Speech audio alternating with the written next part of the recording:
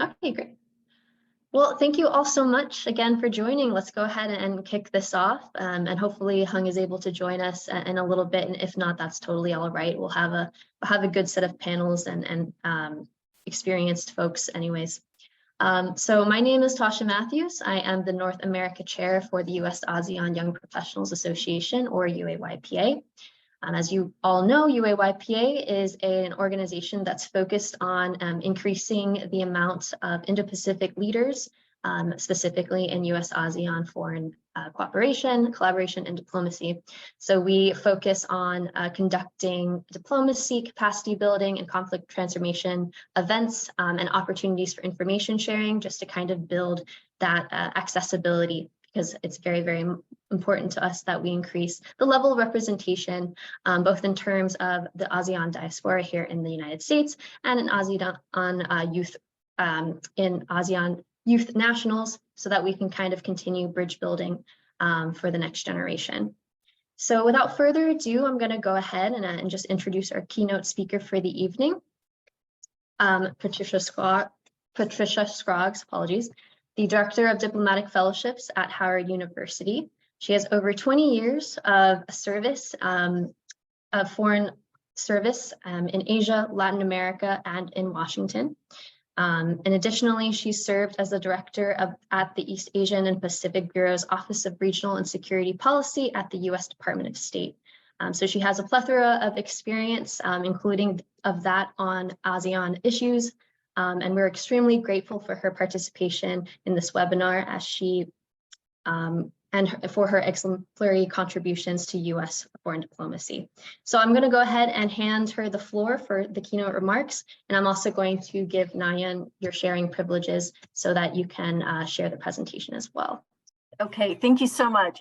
I'm really happy to be here. As Tasha said, I did work mostly on Asian issues when I was in the Foreign Service, and my last 2 tours, I spent a lot of time working on issues involving ASEAN, and I really loved them. I loved being able to visit so many of the different countries. So for me, it was a really, really special part of my career. When I ended my career in the Foreign Service, I started working for the Charles B. Rangel International Affairs Program, which is at Howard University. It's a U.S. Department of State program that promotes excellence and diversity in the Foreign Service. I started with the Rangel program. That was in 2006, almost a little more than 17 years ago, believe it or not. And we started with 10, and now we've expanded to having over 150 opportunities a year through the Rangel International Affairs Graduate Fellowship Program. I also oversee the Thomas R. Pickering Foreign Affairs Fellowship Program, the Donald M. Payne International Development Fellowship Program, the Foreign Agricultural Service Diversity Fellowship Program, the APHIS Foreign Service Fellowship Program, and I do a mid-career program at the U.S. Department of State. I say all of this because these ideas of trying to bring greater diversity into the Foreign Service and the recognition that doing this improves our foreign policy and improves our ability to achieve our missions has grown every single year. Again, we started small, but it keeps growing. And what keeps it growing, I think, is seeing the contributions that the fellows make that come through our program and go into the Foreign Service, whether that's in State Department, USAID, U.S. Department of Agriculture. We're bringing in not just diverse candidates. I'm a little biased here, but that doesn't mean I'm not right. I think we're bringing in the best candidates because we're bringing in people that have different perspectives, that have different experiences in life. And we all know that if you're sitting around a policy table, you want to have different points of view. If everybody went to the same schools and had the same professors and read the same books, there wouldn't be much of a discussion, right? So we want people that bring something different. That's, of course, when we're debating policy and talking about how to both formulate and implement policies. But it's equally true when we're overseas and we're trying to represent the United States. We represent the entire United States. And I think our officers often have a unique ability to connect with people from other countries, to understand the conditions in that other country, and really to show one of the things that's special about the United States, which is that we are a multicultural society. The nations of ASEAN are similarly multicultural societies. So it's something that we have in common. And again, I think this is an important part. Also, these programs are making an impact. So right now, 1 in 9 foreign service officers, active foreign service officers, went through either the Rangel or the Pickering program in State Department. These programs have increased diversity by about 33% in the foreign service. They're having a tangible result. I can give you the statistics, but the truth of the matter is it's all about the people who are doing really excellent work all around the world. I love listening to their stories and what they do. Let me talk to you a little bit about the fellowships themselves. The one thing I want to leave you with is if you're interested in the foreign service, there are a lot of opportunities and a lot of opportunities that come with funding. Can I go to the next slide? First, just very briefly, what is the Foreign Service? Because if you're going through one of these fellowships, again, whether it's going into State Department or USAID, you do have a 5-year service obligation. So the fellowships are worth a lot, but they do bring you into the Foreign Service. So you have to want it. So the Foreign Service is the diplomatic corps of the US Department of State. We work in over 270 posts around the world. We promote peace, security, prosperity, freedom, and respect for human dignity. We help Americans, probably sometimes on the worst days of their life, who have problems when they're overseas. We promote human rights. We promote human dignity, combating trafficking in persons, coordinating on security, conflict resolution.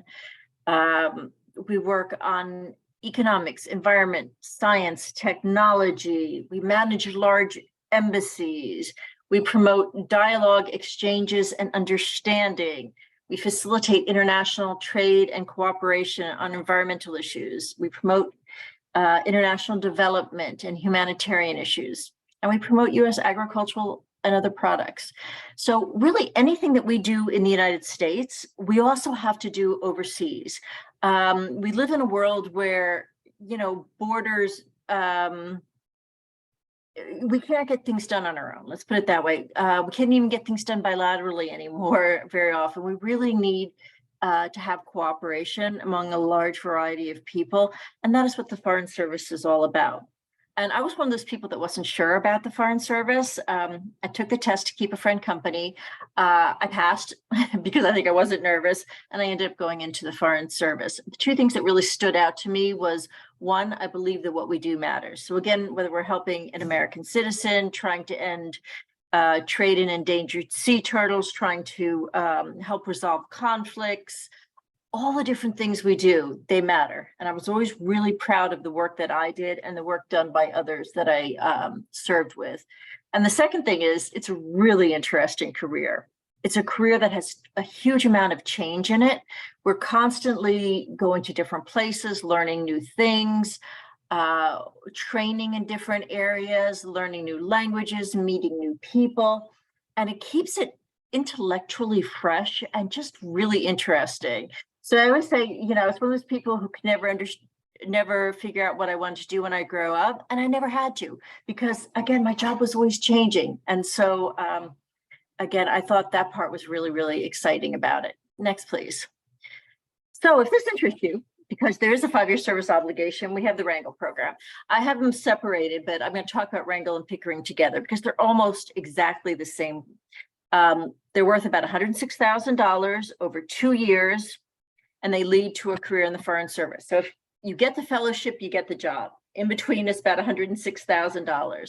We help pay for 2 years of graduate school in an area of relevance to the Foreign Service. That includes tuition and mandatory fees. It includes 2 internships. It includes 1 overseas and 1 domestic For Rangel, it's the domestic is in Congress. For Pickering, it's at Maine State Department. We do orientation, mentorship, professional development, and when you graduate, you join the Foreign Service. So one reason that would keep you out would be if you had problems getting either a security or a medical clearance, security suitability or medical clearance.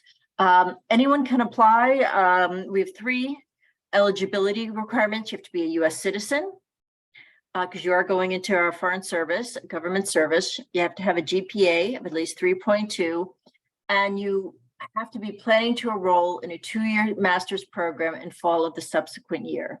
So if you're applying this year for the fellowship, let's say you're applying in September of 2023, you're going to be starting graduate school in fall of 2024.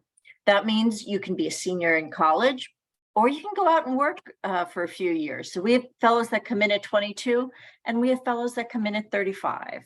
So it's really when you're ready to take the step towards the Foreign Service and toward graduate school. Next, please. Again, Pickering is almost exactly the same. The difference is where our domestic internship is. Rangel started in Congress. Ours is in Congress. For Pickering, it's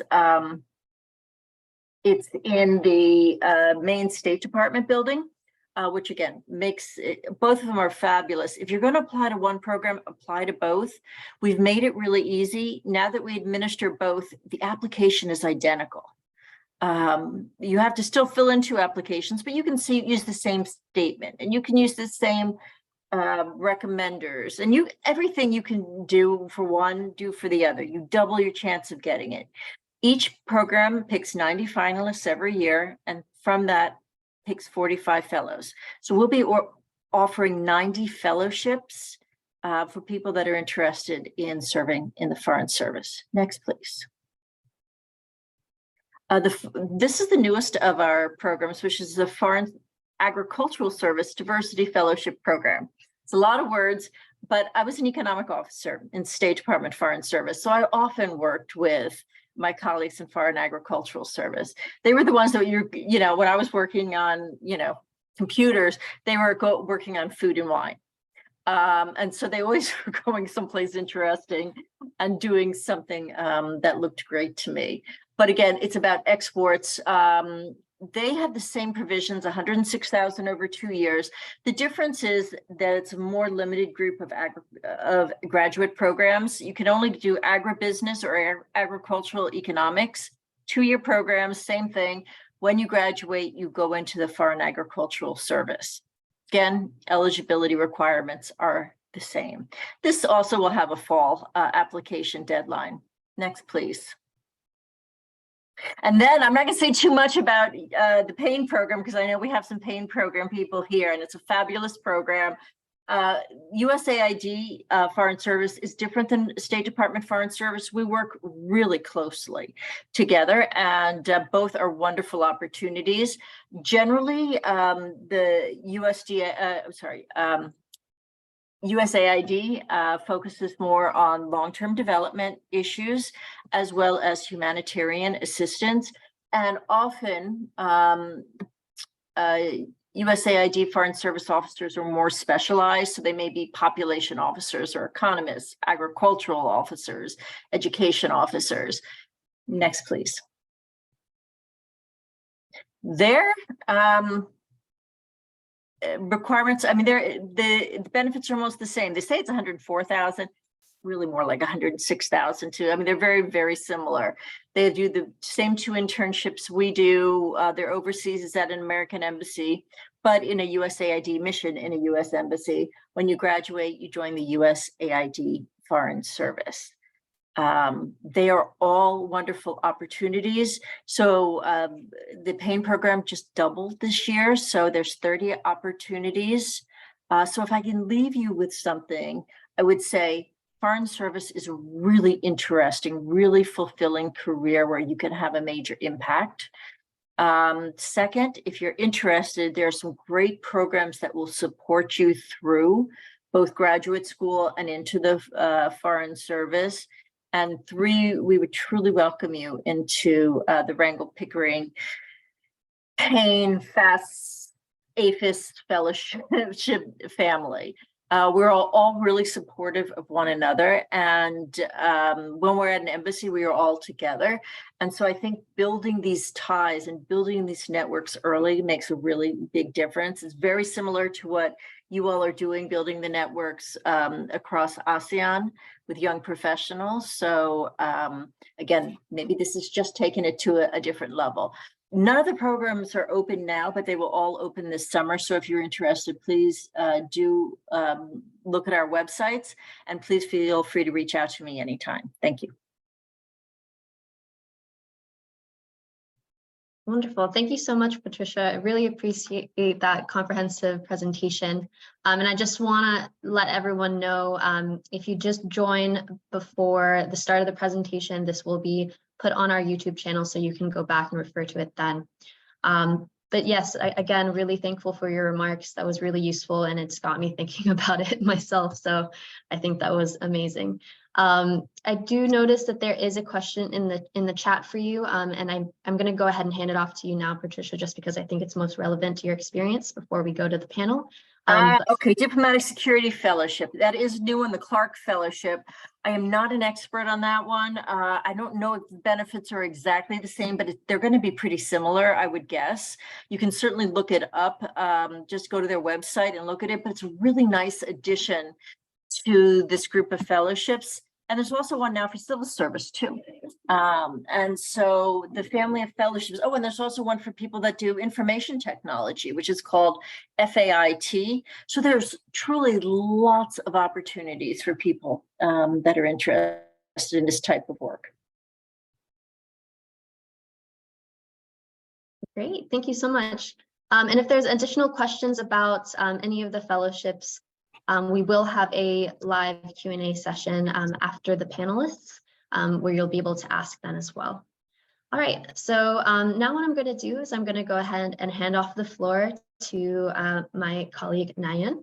Nayan is a Payne Fellow, and she is also going to be joining the Foreign Service this year, I believe.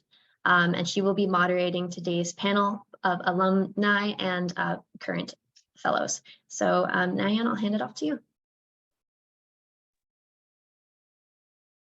Perfect. Thank you so much, Tasha, and thank you so much, Patricia, for your incredible remarks as well.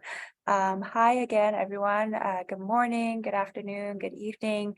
My name is Nayan. I am a 2021 Payne Fellow. I am currently finishing up my master's here at Johns Hopkins SAIS in Washington, D.C.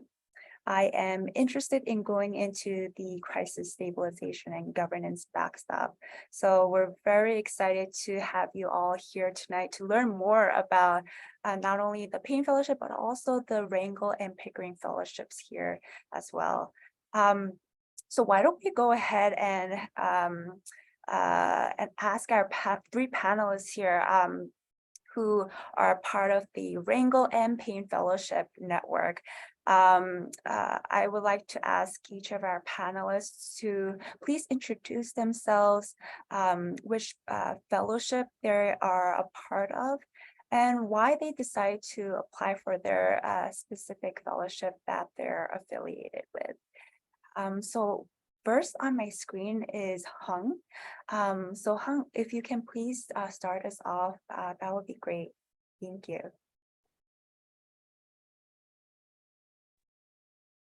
Hello, everyone.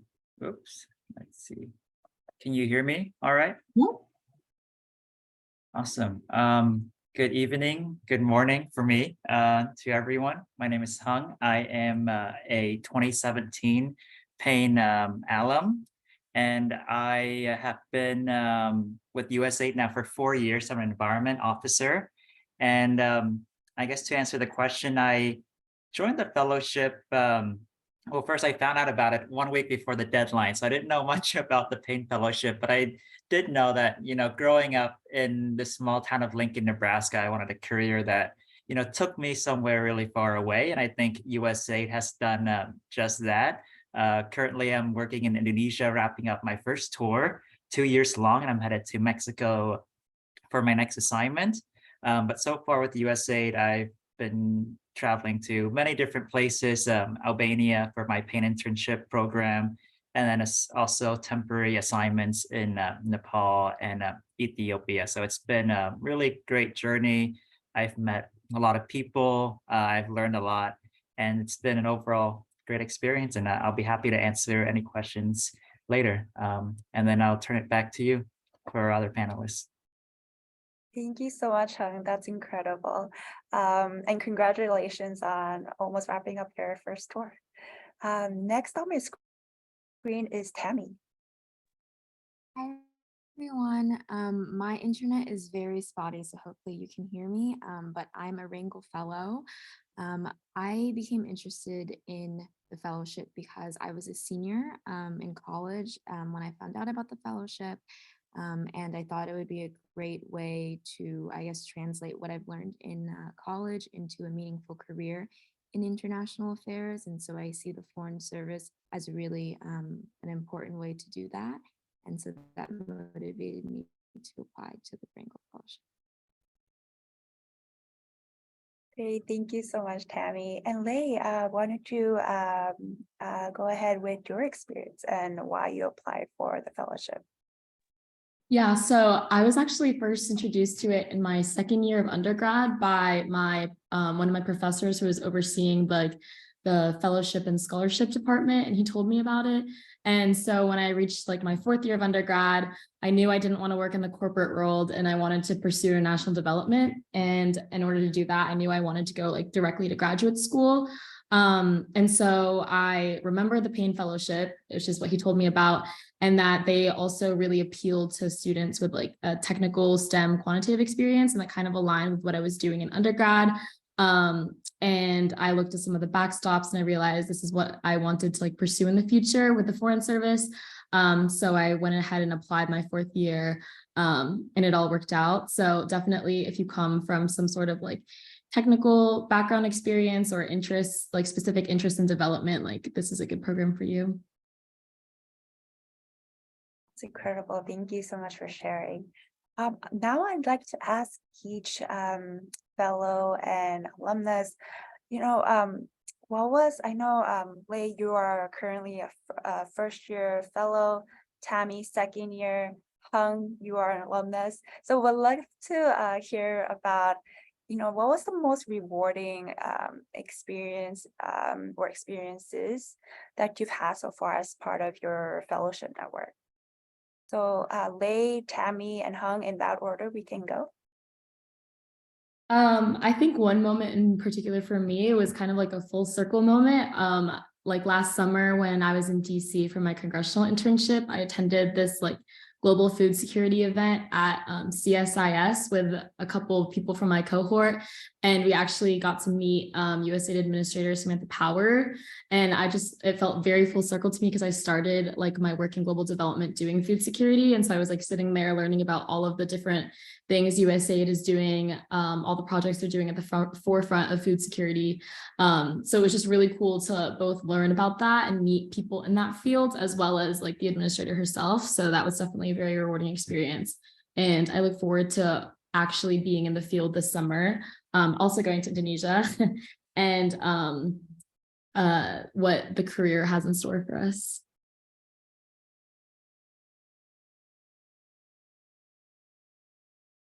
I can go next. Hopefully my internet is not as spotty right now. But my most rewarding part of the fellowship so far is trip overseas. I was at the U.S. mission to NATO in Brussels last summer. And so we are, still going through the war in Ukraine. I would say it was such a pivotal time to be at that multilateral mission. And what was most rewarding was that the post really treated me like a foreign service officer. You do hear in the fellowship that your first internship post, they treat you like an entry-level FSO, and it's not like you're, an intern or just a fellow. And I didn't think that would be true for some reason, but it is true. They give you the work, the portfolio as if you are an officer. And so it was rewarding, it was challenging. And I got to work on, issues such as disinformation, Russia-China messaging, just things that I never would have thought that I would have the opportunity to do. But it's been very rewarding.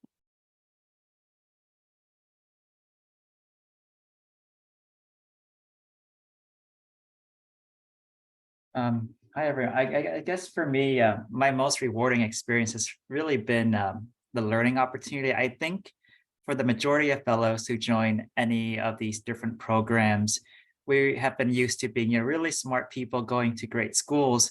The thing when you join the foreign service is that you really become the most ignorant person in the room sometimes, really not knowing much about anything. And there's all these, great people around you with so much knowledge and so much experience.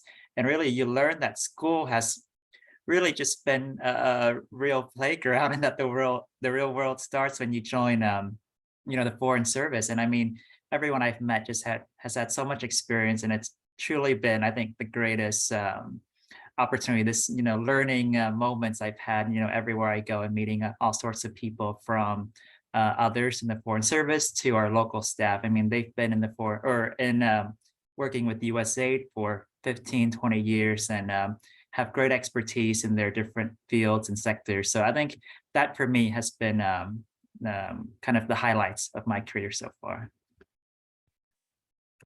That is interesting to hear, and just it also makes me very happy to have heard that you've had so many rewarding experiences so far in your respective fellowships. I'm curious to know, were there any aspects to your specific fellowship that really surprised you or were unexpected? Considering some of the assumptions that you had of the U.S. Foreign Service or the fellowship prior to being accepted, that really changed your mindset or view of it. So Hung, we can start with you, Tammy, and then Lei. Yeah, I think this is something that I'm currently thinking about too very regularly, in terms of when an individual, a student, wants to work in international development. There are many ways of doing that. I think USAID is one way. And then there are other ways of working in development, for instance, working for an implementing partner, which I didn't really know about before, applying to the Payne Fellowship Program and joining the Foreign Service. So I think there are disadvantages and advantages of being on the USAID side and being on the implementing partner side. I think with USAID, you're really responsible for a lot of the program design, how money is spent, and on the reporting. And so you're really shaping multi-million-dollar activities and what results you're looking for as it relates to US foreign policies. But the implementing partner gets to do most of the implementation, going out to the field, meeting people, building different types of relationships.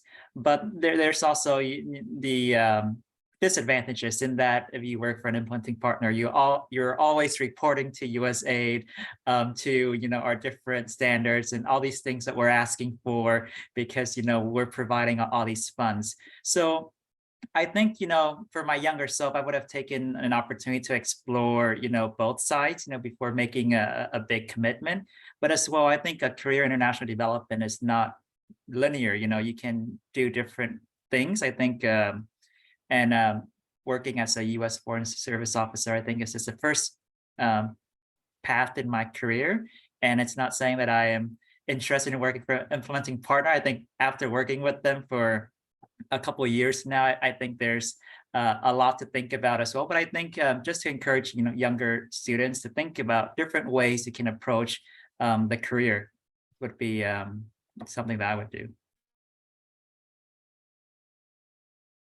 Something that was surprising or unexpected for me was, I would say, the level of community that I felt through the fellowship. I know that's one of the main qualities of the fellowship, but then when you go through grad school with a cohort of fellows at your same institution, for instance, when you're over your internship and you get to live with two other fellows, I think that's a really unique experience. And so something that I struggled with at the beginning was the fact that the service is not a job. It really is a lifestyle that requires so much commitment. And so I have this community of people that I discuss more personal things, but such as, how do we care for our family if we're abroad, or, for instance, like my parents aren't native English speakers, so I have to translate everything all the time.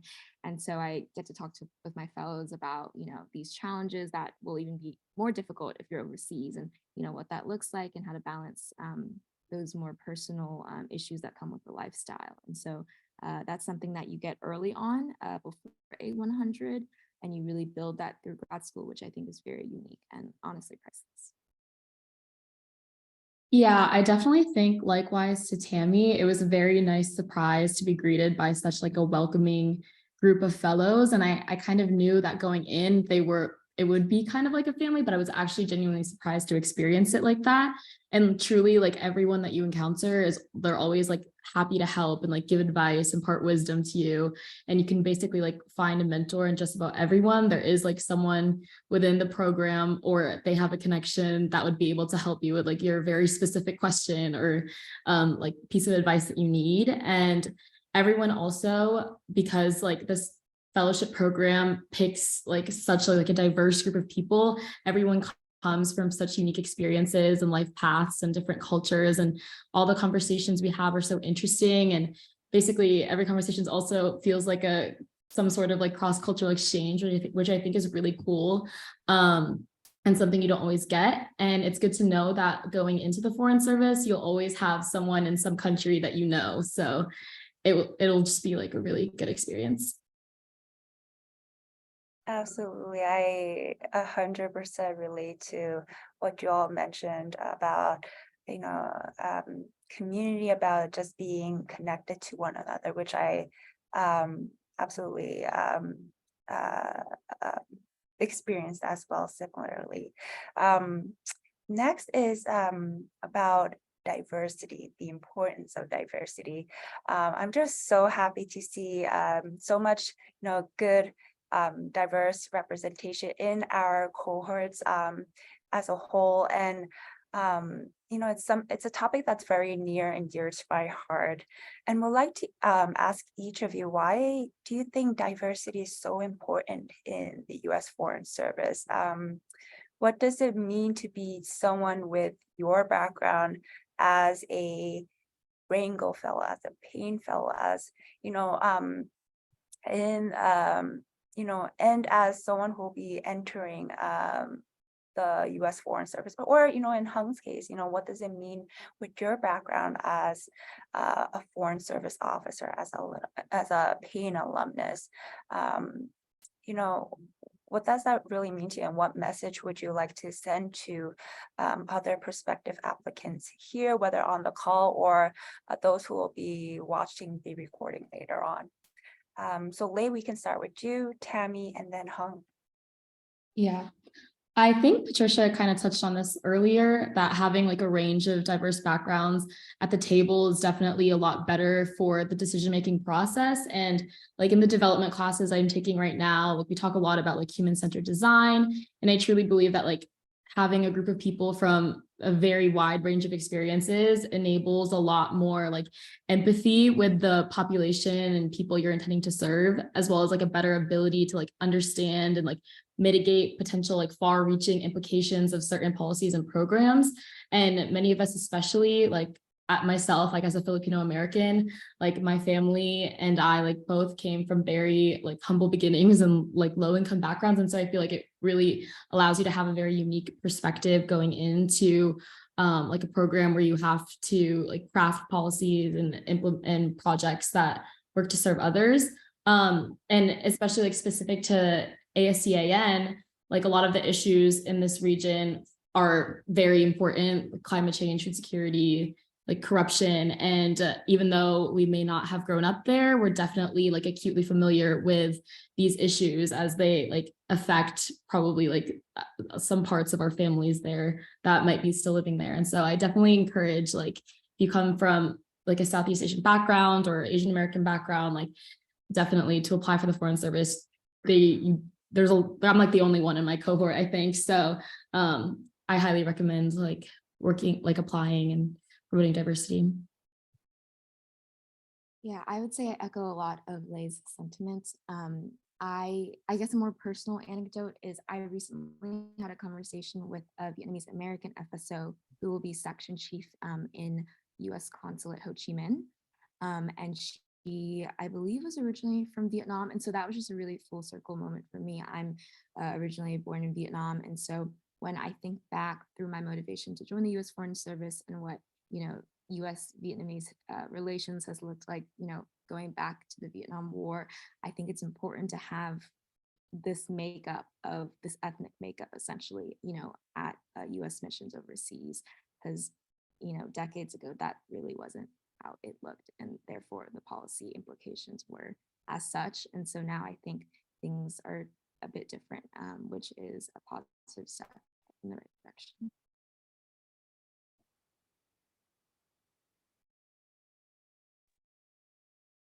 I think for me, the importance of diversity that I've seen is kind of more, I guess not as deep as I imagine my contribution to be, but I think being an Asian person working in a mission in Asia, a lot of people, even within the embassy and outside, always assume that, you're not an American, that you're a local staff, that you're an intern here, that you're something. And I think the point that I always make is that, America is very diverse, and that, I, represent this kind of underrepresented population in the foreign service. So I think it's not something that's, too deep, but I think it's nice to be able to demonstrate that the US is actually a very diverse country, and that, an Asian person can be an American as well, and representing the United States. I think secondly, being married to a man, I think I have an sort of also an underrepresented family arrangement within the Foreign Service. And I think going through all the administrative process to make that work, and going to a country like Indonesia, where it's majority, Muslim, and having a lot of rules and regulations around same-sex marriage, I think have been challenging, the institutional structure of many different organizations to accommodate me, so I think in some way I'm promoting diversity in that way. But in terms of diversity in our daily work, I think USAID is such a huge and talented agency. I think I'm still pretty ignorant in terms of how I personally contribute to the agency's goals and agendas, just because there's so many smart people around me. I honestly think I'm the most ignorant person in the room still, a couple of years in USAID.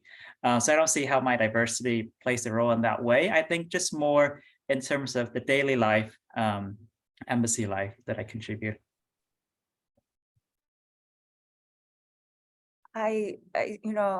All that you shared has, I certainly all relate to, just in terms of, wanting to be present, just your presence in general, that speaks volumes to so many, to your families, friends, to those who, look like you, who want to join the Foreign Service. So I just want to personally say thank you for what you're doing, because it means so much to so many people. So, before we go into Q&A, I would like to ask one last question, and that is, what advice would you give to a prospective applicant interested in applying to any of these Foreign Service fellowships? So Hung, Tammy, Lei, I'd like to ask in that order. I'm sorry, can you repeat the question? Sure. So, before we go into Q&A, I'd like to ask each of you, what advice would you give to a prospective applicant who's interested in applying for any of the U.S. Foreign Service fellowships, whether, here on this call, or also those who will be watching the recording later on? Okay, thank you. I guess my advice is to just apply, figure it out later, how far you get into the process. But I mean, it's, as Patricia shared, it's a great opportunity to have all these financial support and as well as, work opportunities. Very, very rarely do you get, both things, support for graduate school and real career to enter after graduating. So I think if people have any hesitations, they should just do it. And then secondly, I think just reach out to people on this call or others who you might identify with for additional conversations. Don't also enter into the application process blindly without fully knowing, the demands and requirements of, what are very different occupations from the rest of the American population. So I think people should have a clear understanding of what they enter into as well. For the Rangel Fellowship specifically, my biggest advice is to center your application on the 13 dimensions. The 13 dimensions essentially illustrate the qualities that would make an effective FSO. And so to make your application most compelling is to really understand what each of those dimensions means. You shouldn't, list out all 13, and it has to be a compelling application, but really pull from those 13 dimensions and then illustrate your story and your motivations through that. Yeah, and I would say for the personal statement, try to make it as unique and specific to your experience as possible. Make sure that when anyone picks it up, they can read it and know immediately that it's you and not just another random student interested in international development or affairs, because you want to be able to take the reader, your audience, on a journey through your pathway to wanting to become a diplomat, whether it's specific to State Department or USAID. Kind of find a way to clearly link your past experiences to your perspective or intended backstop, at least for USAID. And then for State Department, I guess show that you have the qualities of being a foreign service officer. And then when picking up a graduate program, be aware that the program that you apply for or choose aligns to the backstop that you want. And they have very specific requirements about that for USAID at least. But also try to study something that you're passionate about, because at least from what I've heard, you learn USAID on the job. So just try to learn as much as you can about what you want while you're in grad school. All wonderful advice. I'm sure, this will be felt deeply by those who are applying for the U.S. Foreign Service Fellowships this year. Can I add one more piece of advice to it, which is when you're writing your personal statement, make sure you really answer the question of why this opportunity, because sometimes people say this is, we'll give our whole story, and that's great, and we love that.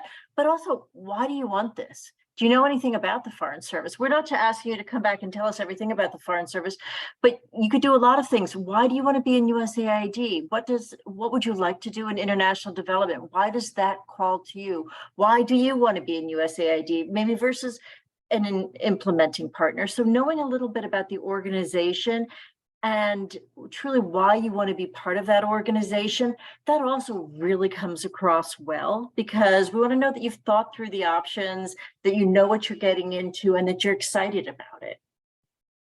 Absolutely. That's incredible advice. Thank you for sharing. Yeah, that's the one thing I often hear most from the selection panel is, these are great people, but I'd love to know more about why they want this opportunity. Absolutely. Your passion should certainly show in your application, and back that up through your experiences, whether at school or professionally. So I'd like to take some time now for our participants to ask any questions that they may have. So I see that we have one in our chat here by Dawson. Dawson mentioned that due to the diversity these fellowships provide and exposure to host country nationals in the foreign embassies, Dawson is curious as to how your perspective of the United States and its role in foreign affairs may have changed or remained the same.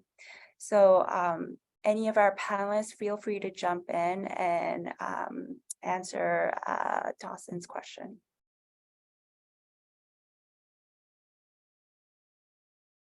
I guess Patricia is a former foreign service officer who served in many countries. I wonder if you have any insights from working in the field for so long, about kind of how your perspective changed, or kind of how you see our foreign nationals change. Sure. I don't know. I think. So I think there's nothing that gives you better perspective on yourself and on your own country than being outside of your country. And also being part of foreign policy. I think you get such great appreciation of other cultures. Most foreign service officers will never say, well, the way we do it in the United States is always the best. We see the best of every country. We see things that they do that we're like, wow, wish we had that healthcare system, or wow, I really like the way families are together. I really love the support in this country. So you learn so much about other countries, and it does help you, also look at what's good in your country, because you see things like, again, maybe it's the treatment of women or the treatment of children or something, and you're like, wow, I almost took for granted that we do things a slightly different way. So I do think it gives you more perspective and more appreciation of others and more appreciation of yourself. In terms of the role, I think one of the things that I didn't get when I first went into the Foreign Service is how many different things that we do overseas. And quite honestly, when you think of foreign affairs, you think of, my mom always thought of like drinking champagne in Paris. And she was very concerned that I never did get to do that. Actually, I did, but it's so much more than that. I mean, I think of some of the issues that I got to work on, like ending trade in endangered sea turtles, or trying to end drift net fishing, or coming up with trade agreements that were worth, billions of dollars. That is a pretty big deal. Or small things. And so much of diplomacy is what didn't happen, and what news is there and what didn't happen that could have been bad, but we know what we do. We know how much time we spend helping Americans. We know all the people that have gotten fed or people that got educated. So I think I was really just overcome, and I still am, with the impact that we have on so many different things, big and small, all around the world. And I think that I think about that all the time. And I think about times that I used to always call them pinch me moments in the Foreign Service, that I was doing something. I'm like, I cannot believe I'm doing this. So one day I was like riding a camel through in Mongolia with the foreign minister in like February, which is really cold in the Gobi Desert in February. I'm like, I cannot believe I'm doing this. Or visiting Vietnam before we reopened our relations with them. I spent a lot of time working on POW MIA issues and getting to know the Vietnamese, and getting to spend time in areas where, we were on the Lao border with Vietnam. And again, some just very unique opportunities. Being in Cambodia after the first election, free election. I mean, what an incredible opportunity to see wonderful people truly trying to make change. So anyway, I think I come away more optimistic about humanity. And actually, one of the things I love about working with fellowships is that when I see the people who come through these programs, the future is so bright. I mean, you all are amazing, and you're going to do wonderful things. So that always makes me very optimistic. Thank you, Patricia. I mean, I certainly agree about, being overseas really broadens your perspective, and you realize a breadth of things. So I certainly can attest to that as well. Yeah. Any other panelists who might want to jump in before we move on to the next question? Yeah, if I could add, the US's foreign policy agenda will more or less always stay the same. It's in the national security strategy. It's in the president's, remarks. I think individually, our role as USAID or the US Embassy in any country will differ. So we have different strategies depending on where we are, and then depending on the election season and kind of what the political economics dynamics are. And if Dawson, your question is more related to current US politics, I think generally our local staff, are, perhaps contacts that you make or friends that you make in these countries' assignments, they're generally confused as to what's going on. And then as a diplomat, you have to manage it well and explain reasons why things are kind of what they are. Because I think generally there's this mass confusion. Great. And then Tammy, I know you were going to say something as well. I was just gonna say, obviously I'm not officially in Cone yet, but even I would say what I learned at my internship overseas and what other FSOs also express is that when you become even more critical of your own, of US foreign policy and of its role in foreign affairs, because you're exposed to conversations that you might not have in solely American spaces, if that makes sense. And I think that's ultimately a good thing. I think we should, look at our work overseas in different lenses. And so or if you choose to climb the ranks or whatnot and become more involved in the policy design of your bureau or department, I think that's an important element of the foreign service and what it brings to you. Great, thank you. And I encourage any of our audience members here to use the raise hand function if they would like to ask a question. So you can find that by going to the reactions and raise hand feature right at the bottom. If not, you can please post a question in the chat box. So yes, please feel free to raise your hand if you have any questions.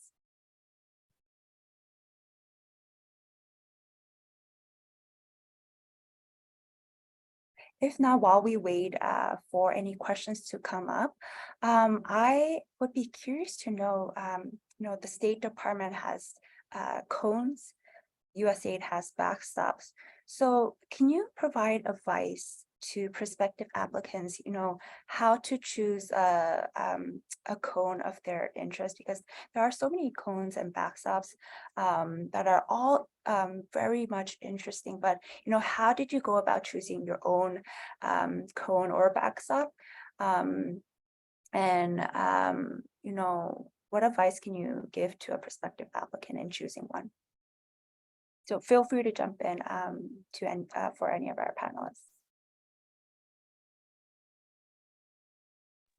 I would encourage everyone to just talk to people from all, cones that you might be interested in, because the unique feature of USAID, at least, is that some things don't really just make sense, kind of where they belong, depending on what your interests are. So for instance, my background's in urban planning, but here at USAID, you can do urban planning in the environment, backstop, or the democracy, rights, and governance backstop, doing work on localization, or some other backstop. So, depending on what your interests are, really talk to everyone to figure out which backstop, makes the most sense for what you try to do.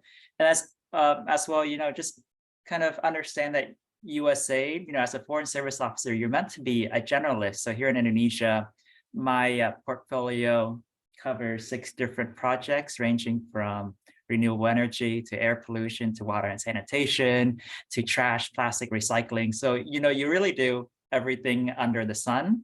And so, something like air pollution could arguably be a health program, but instead it's financed here at USAID by the environmental toxin earmark or, funding source. So then it's under the Environment Office. So some things don't really make sense. And I think it would be, wise for the applicant to reach out to as many people as possible, learn about what their portfolio is, and, determine if they would like to do those things in that backstop. Yeah, building off of what Hung said, so I initially went into the Payne program thinking I wanted to be like a program officer because my background was in like global health and statistics, but I wanted to be like a general development professional. And so I thought with the program office, I could do like monitoring and evaluation and partake in all of the like the intersectoral, interdisciplinary components of development, like health, education, environments. And it was a lot more broad, which is what I wanted to do initially. And taking some time to reflect, I started thinking about switching to environment. And so I'm taking this summer, my placement, to kind of explore that option. And so you definitely have like a little bit of flexibility to kind of explore what you want to do, but not that much because again, like with the backstop, you end up choosing, there are very specific like graduate degree requirements that you have to follow. So you have to be kind of careful with that. But just know that like, if you do get the fellowship, you do have a little bit of leeway to explore. But going in, you should kind of at least know that you want to do one of the backstops that they list. Absolutely. And I certainly encourage everyone to go on each of the fellowships website as well as each of the agencies website to learn more about the cones or backstops in order to identify which one you really are interested in pursuing. I know Patricia would be more than happy, I'm sure, to answer any questions as well. But yeah, I'd like to also see if anyone else has any questions before we wrap up to our webinar today. Yes, thank you so much, Patricia. State Department website has a quiz that will help you to think through your career track. That is very helpful. Thank you. Yep, thank you. And then I also want to drop the each of the fellowships links here as well. You know, for you to explore more. I know also the Rangel program has a Rangel Scholars program. So that's also, you know, one that can be, you know, very helpful, very similar. Patricia, do you want to talk a bit about the Rangel Scholars program as well? Patricia, you're on mute. Thank you. So the Rangel Scholars Program is a 6-week program at Howard University. It's funded by State Department. No obligations on either side as to where you're going to go. But if you just want to explore the idea of a foreign service career, you can be a sophomore, junior, or senior in college. It's 6 weeks. It's all expenses paid, room, board, tuition, transportation, stipend that hopefully replaces income during the summer. Because we really want to give everybody the opportunity to look at this. And we look at certainly the government agencies, USAID, State Department, but we'll also look at NGOs. We'll also look at think tanks, and we'll look at different things you might want to do if you're interested in international affairs. So it's 6 weeks really to think about, what do I want to do for the rest of my life? And you don't get that very often. We have wonderful resources and, you know, wonderful ways of both looking at what's out there and then learning about how to get from here to there when you have a better idea of what it is you want. So it's a terrific program. That program generally opens for application in October. The application closes in February, and then they'll be with us this summer for 6 weeks. So it's a wonderful program. I will also, I think I don't have it here, but I will send it to you just in case you know.